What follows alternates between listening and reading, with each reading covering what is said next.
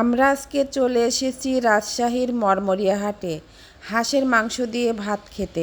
এখানে নাকি হাঁসের মাংস খুব ভালো পাওয়া যায়, খুবই টেস্টি হয়। তাই আমরা বাসা থেকে সবাই চলে এসেছি একসাথে এখানে হাঁসের মাংস দিয়ে ভাত খাবো।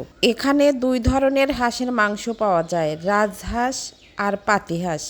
দুটাই দেখতেছি ভুনা ভুনা করে রেখেছে।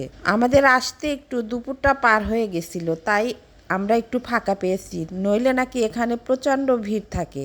এখানে শুধু 1-1.5 কিলোমিটার জুড়ে রাস্তার এপাশে ও পাশে শুধু হাঁসের মাংসেরই দোকান। এখানে অন্য কিছুর মাংস আর পাওয়া যায় না। আমরা দেখে শুনে তালুকদার হোটেল নামের একটা হোটেলে এসে খেতে বসে গেলাম। রাজশাহীর এই মরমরিয়া হাটের অনেক গল্প শুনেছি হাঁসের মাংসের, কোনোদিন খাওয়া হয়েছিল না, তাই আজকে খেতে এসেছি, বেশ ভালোই লাগতেছে। হাঁসের মাংসের ভুনা তো, তাই আমাদের সবার কাছেই বেশ মজাই লেগেছে, ভালোই লেগেছে।